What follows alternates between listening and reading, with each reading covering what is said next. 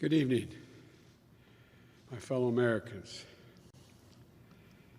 We don't have a final declaration of victory yet, but the numbers tell us it's clear, tell us a clear and convincing story. We're going to win this race. Just look at what has happened since yesterday. 24 hours, we were behind in Georgia, now we're ahead, and we're going to win that state. 24 hours ago, we were behind in Pennsylvania, and we are going to win Pennsylvania. And now we're ahead, but we're winning in Arizona, we're winning in Nevada, and in fact, our lead just doubled in Nevada. We're on track to over 300 electoral votes, electoral college votes. And look at the national numbers. We're going to win this race with a clear majority of the nation behind us. We've gotten over 74 million votes. Let me repeat that, 74 million votes. That's more than any presidential ticket has ever gotten in the history of the United States of America. And our vote total is still growing. We're beating Donald Trump by over 4 million votes. And that's a margin that's still growing as well. One of the things I'm especially proud of is how well we've done across America. And we're going to be the first Democrat to win in Arizona in 24 years. We're going to be the first Democrat to win Georgia in 28 years. And we've rebuilt the blue wall in the middle of the country that crumbled just 4 years ago. Pennsylvania, Michigan, Wisconsin, the heartland of this nation. I know watching these vote tallies on TV moves very slow, and as slow as it goes, it can be numbing. But never forget, the tallies aren't just numbers. They represent votes and voters, men and women who exercise their fundamental right to have their voice heard. And what's becoming clear each hour is that record number of Americans of all races, faiths, religions chose change over more of the same. They've given us a mandate for action on COVID, the economy, climate change, systemic racism. They made it clear they want the country to come together, not continue to pull apart. The people spoke, more than 74 million Americans, and they spoke loudly for our ticket. But while we're waiting for the final results, I want people to know we're not waiting to get the work done and start the process. Yesterday, Senator Harris and I held meetings with groups of experts on public health and the economic crisis this country is facing. The pandemic, as you also know, is getting more worrisome all across the country. Daily cases are skyrocketing, and it's now believed that we could see as many as 200,000 cases in a single day.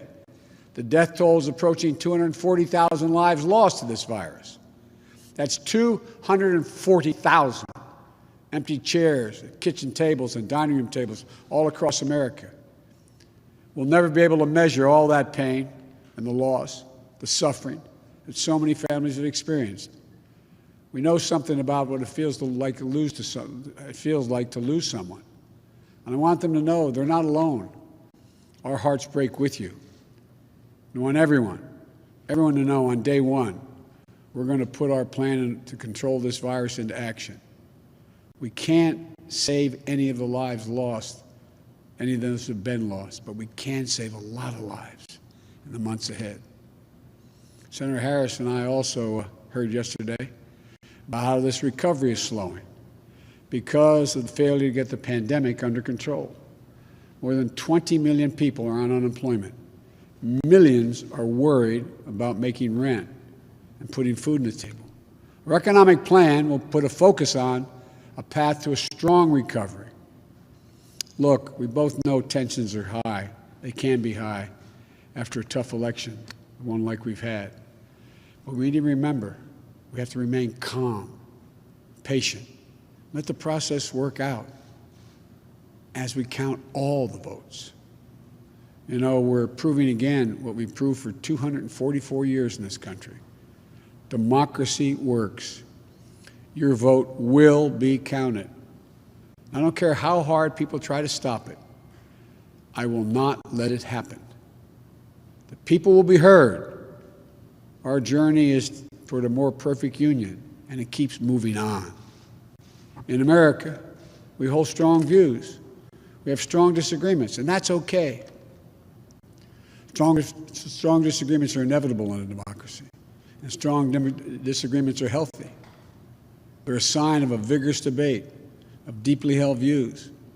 But we have to remember, the purpose of our politics isn't total, unrelenting, unending warfare.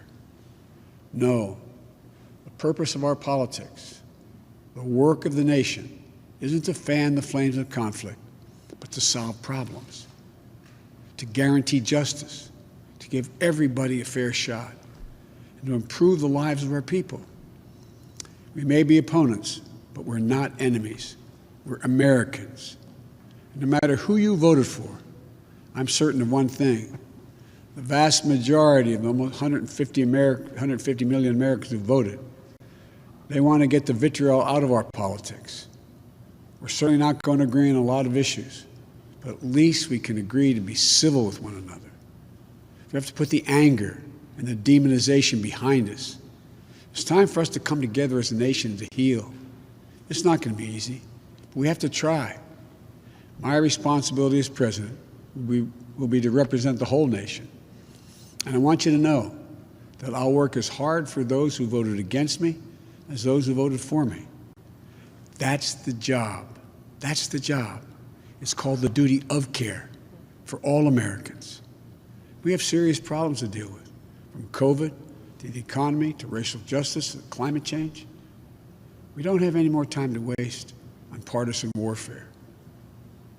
You know, and more than that, we have such an incredible opportunity to build the future we want for our kids and our grandkids.